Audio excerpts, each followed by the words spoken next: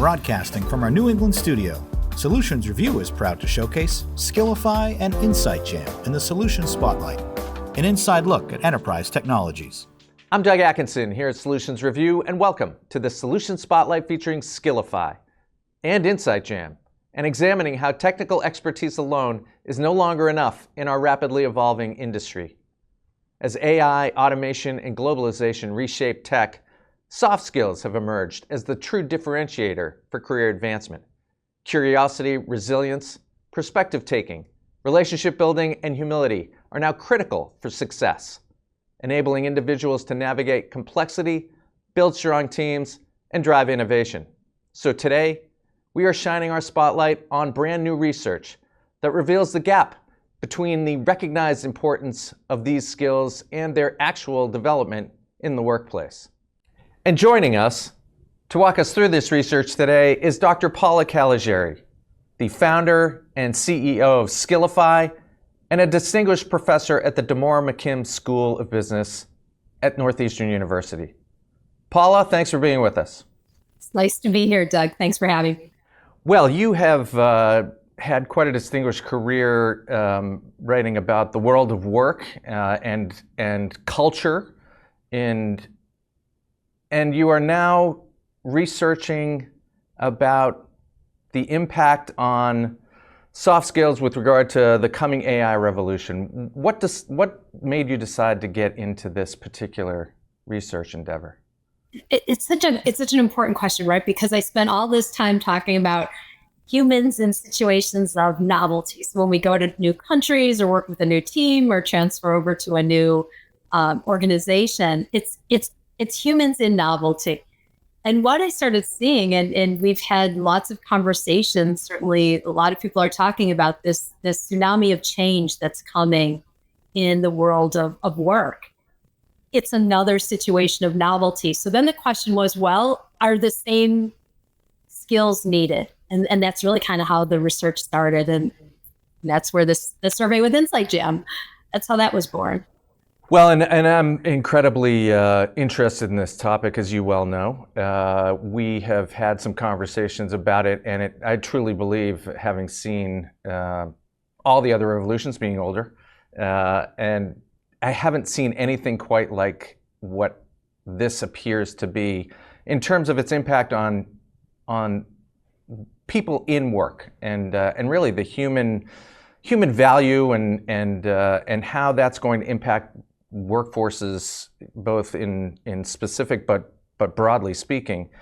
And so the research that you've done, we were able to support with our audience. And if you can bring up some of the presentation that you've done, I'd love to get into exactly what it was that we did. So I know it was through the Insight Jam brand and Skiilify. Talk a little bit about what Skiilify has been doing. Sure.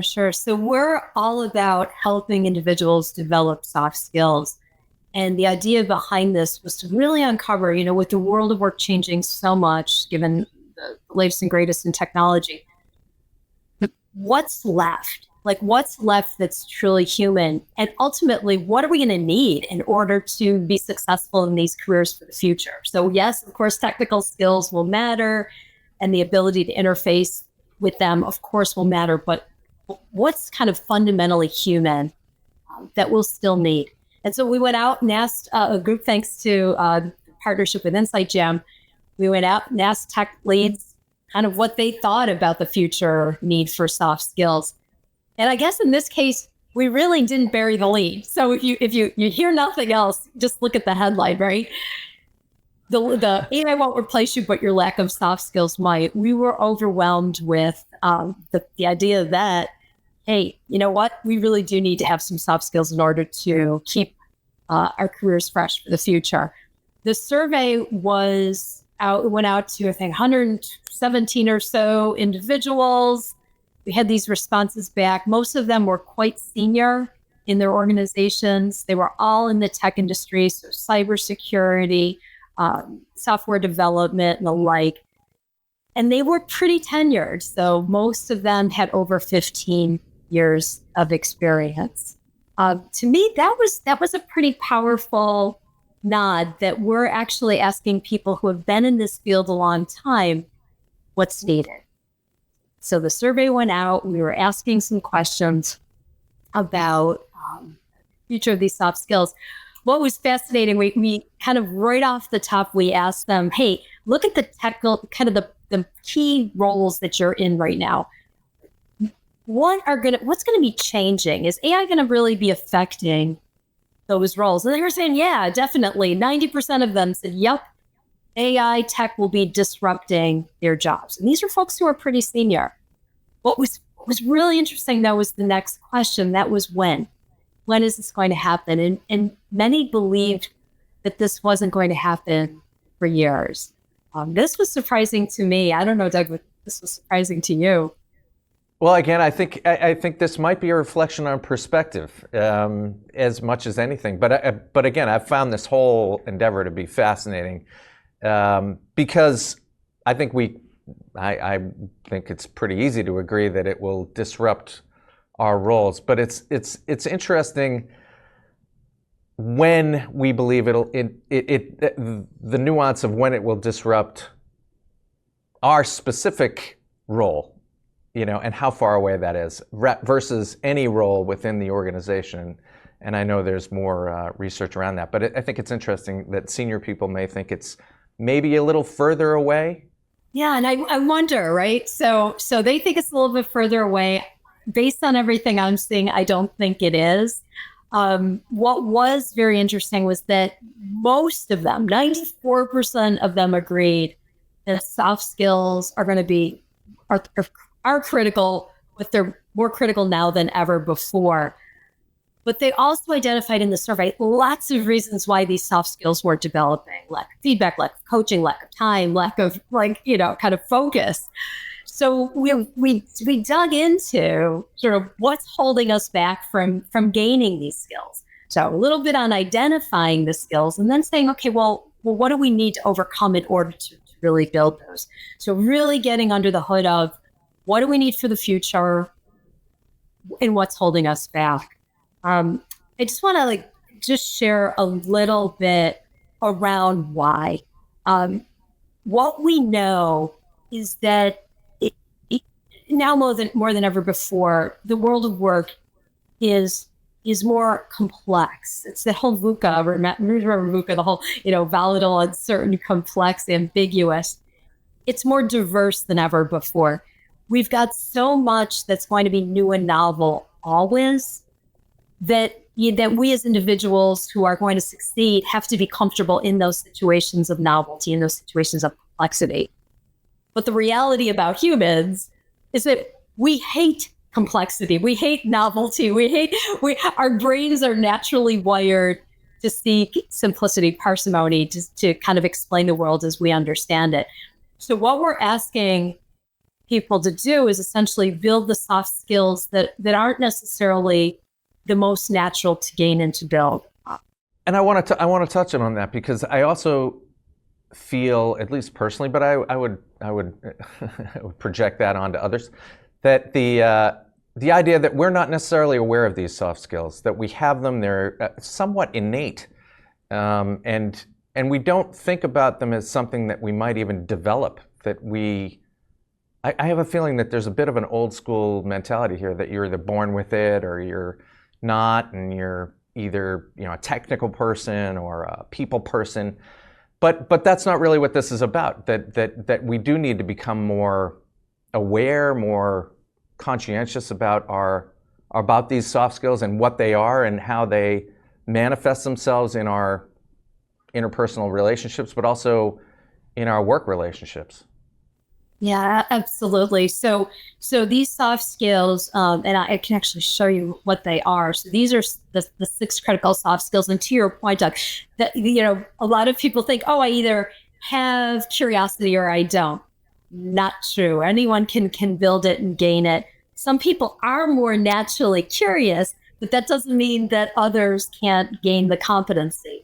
So these are the 6 competencies that they do have a little bit of natural wiring to them, and that's totally okay. But every single one of these we can move the needle on. Every single one of these can be shaped and gained and developed. And they're all necessary for this, again, this future of complexity and novelty. So tolerance of ambiguity, that idea of being comfortable not knowing, being comfortable with unpredictability, being comfortable in situations where things are uncertain, that curiosity, the ability to not just to go beyond and just kind of ask more questions than one normally would, whatever your natural limit is. Things are too complex now to not. Silos have to break down because our world is becoming so complex. Resilience. So this isn't just the grit. This is actually the ability to bounce back from setbacks. Again, with greater complexity and novelty comes kind of this greater need for resilience. Relationship building. We're in situations where no one can rely on their own knowledge or even the tech-assisted knowledge that we have. We need to start making those connections with others, with teams in order to succeed. Perspective taking, that idea that, what we can do as humans uniquely is see the same thing from multiple perspectives, to read subtle nuances. And then humility, that idea just to say, look at, here's where the limits of our knowledge is. I need to look for some feedback. I need to ask for advice. I need some assistance. If you can kind of put all these together, you roll into a situation where the context is so critical. It's new and novel, and AI is not going to be able to fix this. And I think seeing them presented like that, again, I don't think people internalize that these things all exist within us, that these are skills that we use all the time, but we don't necessarily have them top of mind or are as conscious of them as some of our more technical managerial skills that we are kind of grinding on every day. But to your point, this needs to be talked about and presented and internalized because what is coming, and apparently according to the results, we're going to need to be able to fall back on this in order to navigate the changing landscape of this technology revolution. Absolutely. And I'm so excited for the release of this report, because I really do think it gives everyone a roadmap around the importance of each of these six, but also the barriers and what's holding people back. Let me just share, I brought two really just kind of quick examples. Curiosity came out as one of the towering competencies needed. I mean, they were all important. This one just happened to be one of the top ones. It's like, I think about it, AI gives us lots of answers. Curiosity, sort of pushes us to ask the right questions.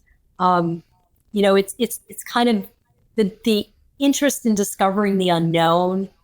And that's why curiosity is so important. It's that desire to stretch oneself into situations that aren't comfortable. So kind of moving out of a comfort zone into a stretch zone. That's where curiosity really fuels.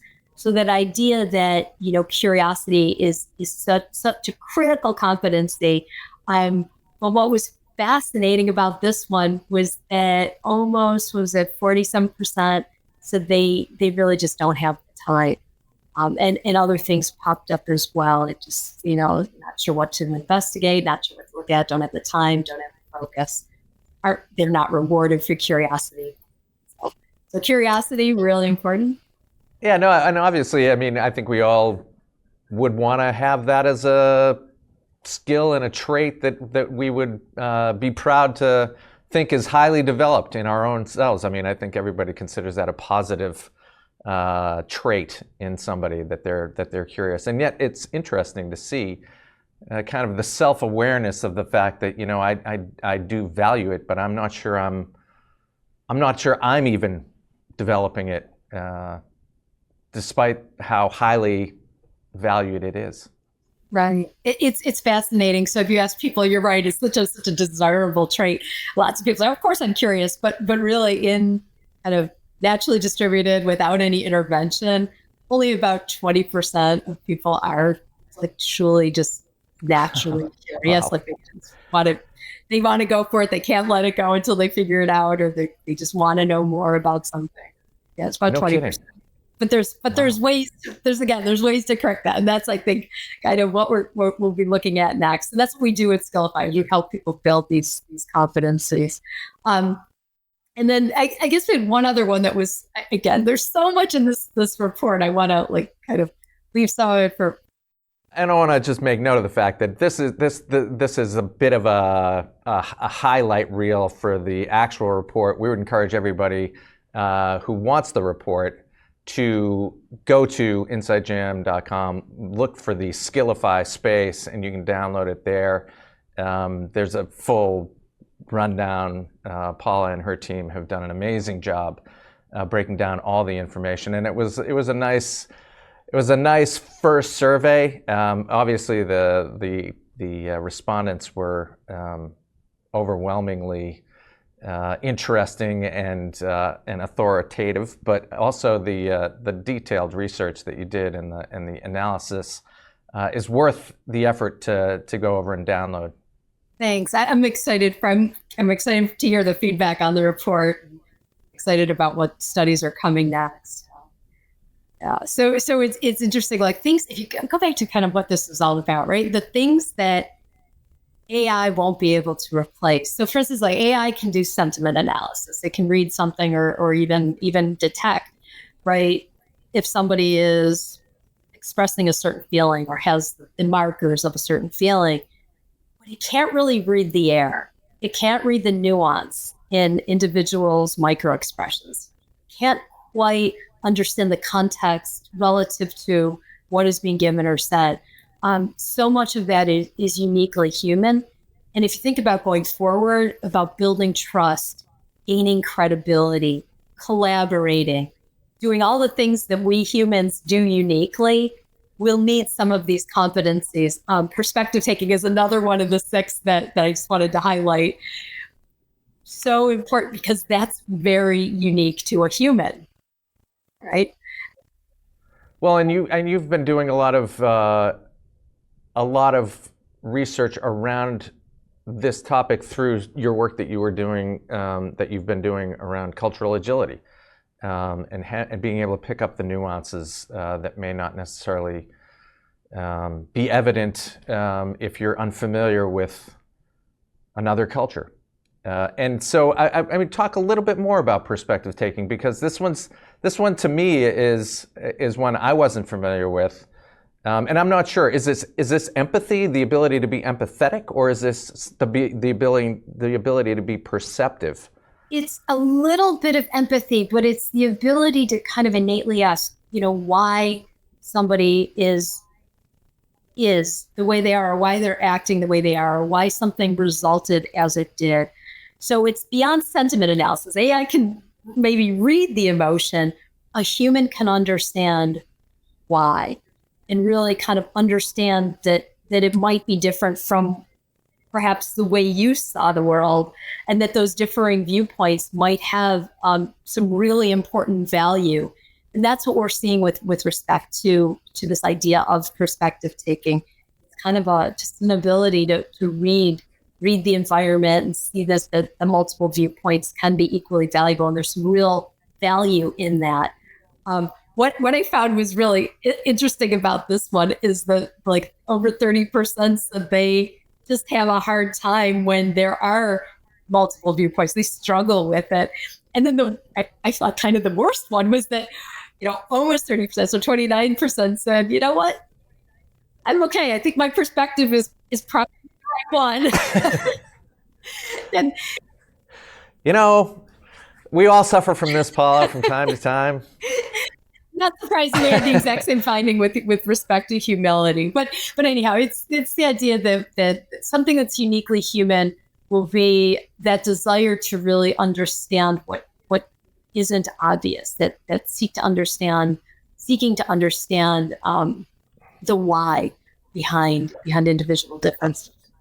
Well, and what's your broader perspective here as an academic? Is this something, you're seeing this from this audience, and obviously it was an audience of more senior IT leaders, and as you can imagine, more senior IT leaders, at least I can project toward that you would expect them to be a little more sure-footed, maybe a little more success-oriented or reinforced even, that their success is kind of reinforced, that their perspective is generally best. And maybe they're not as in tune to the fact that maybe their perspective taking actually did help along the way. But what does this look like in the broader population that you see? I mean, is this a typical self-reflection? Yeah, and in fairness, you're right. If you really do have a lot of content knowledge and you're in a context, in a situation, you're working in an environment where you are right a lot of the time, this is like totally, a perfectly, it's perfect finding. The question is, remember, this was all geared toward the future. And the future is going to become so much more, ever changing and dynamic. It's like this whole push in education. I'm a university professor. This idea toward lifelong learning is really, it's more than just a buzzword. It means that we're never going to be, the half-life on our knowledge is going to be so limited that unless we have the humility, the perspective taking, the curiosity to kind of continually refresh, we're going to become obsolete pretty quickly. We can't just rely on those tech skills anymore. We have to continue to do the things that are uniquely human. I'm kind of, of this mindset. I think tech is a lot less reflection of everyone else. I was frankly thrilled to see that it was acknowledged that these soft skills are critical. I think we have some work to do, and we also saw the challenges ahead. But what do we need to do going forward? Realize that it's coming fast. We absolutely need to be working on these skills. You can't take a training class. You can't go through an e-learning tool and get these competencies. These are ones that are practiced. They're skills, they're practiced acts. So realize it's coming fast. Build it in your team, because if you don't, you're going to lose in innovation and in collaboration and in trust building, which is needed for so much of the work that we do. And just really important. And then let's keep talking about this. This is important. I think we do need to continue the conversation about soft skill development and what we can be doing today to prep our workforce for the future. Yeah, well, I have been blown away by this moment in time. And as I said, I've seen everything from analog to digital on forward. And humility is going to be a big one, because truly we are just in pure raw knowledge going to be overmatched. And so you are going to need to rely on things, that you may not have thought, that, you're not necessarily going to be the smartest person in the room anymore. You may not be always correct in deciding which way to go, and you may be shocked at how much information you can add to your perspective from relying on some sort of AI input and collaboration, because it really is. It's an overwhelming power of information that is organized in a very human way and presented in a very human way. But I do think it's going to challenge our humility greatly immediately. I agree. Well, so let's do this. Let's bring in, because there's implications to all of this stuff, and I want to bring in actually my co-host who joins me for the Insight AI podcast at Insight Jam, Doug Shannon. He is he's seeing a lot of this at the corporate level. He's going out and talking to a lot of at a lot of events, and really has a great perspective. And Doug, I know you've thought about the implications for how we need to start thinking about collaborating, actually in large degree, bringing new people into the workforce in this moment. And you've thought a lot about how, and written about how we might want to think about that differently. And I know there's a specific post that you wrote about where you refer to this new thinking around AI in the framework of guilds, of medieval guilds, I guess. But talk a little bit about kind of your perspective on where we may want to start to think. Yeah, I almost want to start because you guys had a fantastic conversation going into this, but I mean, Paula, your first comment on it's a tsunami of change. 100%. It is a tsunami. Like so much is coming at you so fast. How are you going to leverage that? Where is that going? I also heard words being used during your talk of like human value, fundamentally human things. I've always kind of leaned towards like a human first approach. And that's where guilds has also kind of come in of that thought process of how do we use those soft skills? What does the future look like when we have AI doing a lot of these different features and functions for us, be it manual or be it, knowledge of understanding, because we have like robots, not just AI and handling like the knowledge worker side, it's handling the physical labor side. And so we're seeing both of those coming at us at the same time, which is that tsunami kind of approach. The other aspect I wanted to kind of paint a picture, right? So, the Wright brothers came out with flight and then that happened. And then it's not only how fast did we get to things like going to the moon, it was only a 66 years difference from flight to landing on the moon. And then when you look at black and white TV to color TV, that was 20 years of innovation. And then you go from streaming of internet, of video on the internet to 4K streaming is 10 years. So when we look at these soft skills, when we look at AI coming in and being that change maker or change agent, we're seeing that at speed of scale. So just like the conversation you had as of when we know this change is going to happen, and some people are like, oh, it's going to be years. We don't know how many years. It's definitely going to not be in the tens of years. It's going to be in the less than tens of years that we're going to see these massive changes happen, probably 2 to 5 years. And then how do we circumvent that, or how do we work towards that? And it does sound like a very human first conversation, building it together, driving it together, helping people know how to utilize those soft skills. And I think guilds and working with like a teaming leadership kind of way and mentorship kind of way to make sure that we are mentoring those soft skills, just like Paula, you were talking about, is really the goal forward. Yeah, it feels a lot like a human conversation needs to take place a little bit outside of the room of AI, if you will. Knowing what AI is going to do, I think as a senior managers certainly need to be thinking, okay, and I'm sure they're being directed immediately at, come up with our AI strategy. Let's push that down into the organization. Let's do something with this superpower that we've been presented with, so have that going. But inevitably, that has to be adopted by the human organization.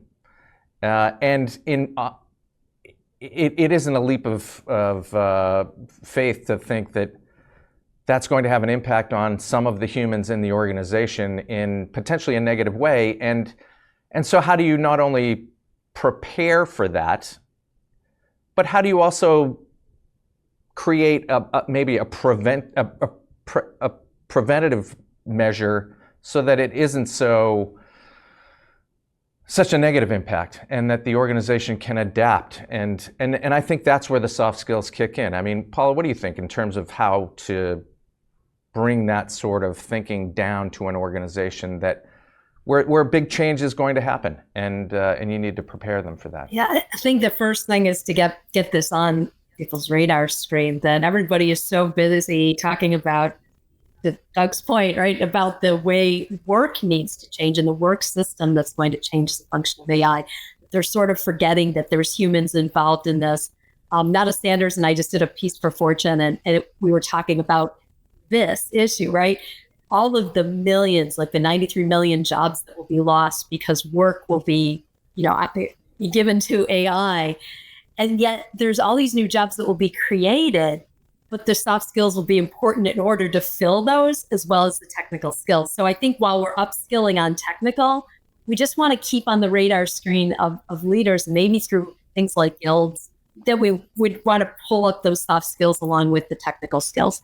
That's my sense, is that you first have to get people kind of understanding the magnitude of the importance of these, and then kind of giving them the the tools to build those. I mean, how do you find that, right? So like, I think one of the other conversations you guys had was curiosity is one of the most common outcroppings of like these conversations. And then my thought when I was kind of backstage, I was like, hey, how do you find curiosity? How do you know that? Because like I think Paula, your point was like 20% of people you can kind of tell, but most people would say, oh yeah, sure, I'm curious. But really, how do you thrive? How do you really showcase what that looks like? And I think that's going to push us more as humans to be either more socially on social media or on social systems to showcase, are you curious? What does that curiosity look like? What are you curious in? Because it's not just, curiosity killed the cat or everybody's curious. It's what are you curious about? And I think business owners are going to want to know that because they're going to say, are you curious about the type of business that we do, the service we sell, the product we make? That's what they're going to want to see. And does like, what does a social construct like that look like? Is it just throwing stuff out there on TikTok and social media and LinkedIn? Or is it building with other like-minded, gold people and value-driven people to really drive that forward? And you're highlighting an important like build or buy question, right? Are we going to be now as business leaders looking for individuals who have tolerance of ambiguity and curiosity and resilience and perspective thinking and humility and these critical six? Or are we going to be willing to say, hey, these are all competencies that individuals can build. Let's do what we need to do in order to build those within the organization.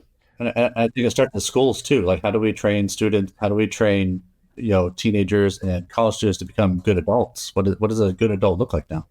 Well, that was where I wanted to go, actually. And Paula, you're an academic. You're there forming these young minds. I mean, there's one thing to get the old folks to think differently, but truth of the matter is that even a lot of them are probably, and maybe our audience, which we pulled a lot of the survey results from, maybe they have the perspective of, well, it's not coming for me. I'm way up here, and so I'm gonna control it and manage how it gets implemented in the organization. But the fact of the matter is, we all have kids, or we're certainly concerned about the next generation, if not. And how do you help them prepare for being competitive when it is being implemented about the same time that you're entering the workforce as a carbon-based life form? Yeah, so I'm spending a lot of time with universities talking about how to build these 6 critical competencies. And the reality is that they build through stretch experiences. Full stop. They build through having some self-awareness about where your start point is, some opportunities to understand what it takes to grow them, and then some stretch experiences to actually build them, followed by some assessment of whether they're being gained or not with some coaching along the way. So we have these tools that kind of guide that process. But to your point, it's a lot of our students, and that I'm just kind of put it out there, and I just mean this with all due respect, but we sort of have taken all of the stretch out of younger people's lives. Like, they're not running around past dark. They're not doing all the things that kind of help them just sort of discover the world. I'm not saying we want to go back to that. I'm just saying that we have now had to construct those stretch experiences. So like in my classes, we do a lot of service learning. We do a lot of international teams work, a lot of focus on studying in different countries and having multiple co-ops, kind of just keep putting them into situations of novelty where they can build these six soft skills. Well, Doug, you've contemplated a little of that with your guild framework, where there is kind of almost and not everybody, and one might argue that in this new modern AI era, not everybody needs to go to college, or college may be as impacted as anything, or the university system may be as impacted as anything, based upon the core element of AI being just overwhelming information available all the time. But you've given this some thought as well with regard to apprenticeships and kind of a more novel approach to coming into the workforce that might not just be university based. Yeah, to Paula's just point, I was just like, she was talking about, I was like, that's exactly kind of what we're looking at to build out with like a guild framework. So like what guilds is, the idea behind it is it offers a framework to really where technology advancement is there, but without sidelining humanity, right? So it's about embedding the overall roles that nurture, mentor, and oversee, what drives humans, and really building those constraints or building those like usable moments, teachable moments that can actually kind of expand, our own thought process, expand like how we are curious, how we have perspective, what is like, grit look like, and how would, that perspective of, even when you do like Scrum and stuff like this, some of these different activities you would do to learn to be a Scrum master, what have you, it's how many balloons do you think you can fill up in a minute? And then you kind of go around the room and you figure out how to effort point that and what that looks like. And you find out you can't do as many as you think. And you really don't know that unless you actually go through the motions to do that. And it is a very human experience to do that as well. And I think that's really what it goes back to. How do we drive? The only way to really drive soft skills that I've seen is really by doing, and by doing it collaboratively with others. And I think there's massive wins there. But when you have the college side or the student side or the even preschooler side, we see how they learn, right? Just as all of us humans learn. And then we see like those in the business now. How do we make sure those that are being impacted by these new innovations and new technology that's coming out, how do they upskill? How do they look at, rationalize this in different ways? And how do they find others that are also learning so that we can have that humility and work together? And that's really the principle behind guilds and the thought processes. When you look at the HR landscape and you look at how you apply for jobs and you look out there and somebody says, now you'll see jobs right now, we need 10 plus years of Gen AI experience. It hasn't been out for 10 plus years. I mean, it has, but depending on what side you're talking about, if you're doing like a BA side or a project manager, there's no way they've known it for 10 years. So you're skewing the wrong metric. And again, like it's almost like you're measuring by basing things on targets and not actually measuring. And so we need to find a way to help those in the knowledge base, those that are in the human side of this, to really be enabled and empowered and emboldened.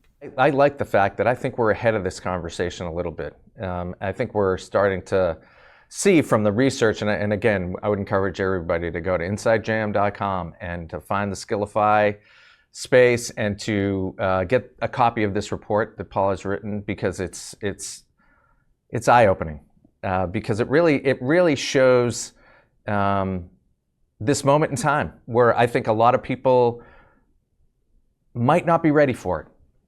And it's a conversation, quite frankly, that part of the reason why we at Solutions Review have been building Insight Jam was to create a place where folks in the IT space, particularly senior folks in the IT space and decision makers, can have this conversation, not only about the things that are on fire at the moment, but this wave that's coming of technology innovation. And so I couldn't be happier to have both of you as a part of this conversation, because how lucky are we to have such smart folks thinking about this. But I also, Paula, I'm going to put it on you that we're going to have to do another survey and keep track of this situation, because it feels like there's a lot more we can dig in on. And Doug, with regard to your guild thinking, I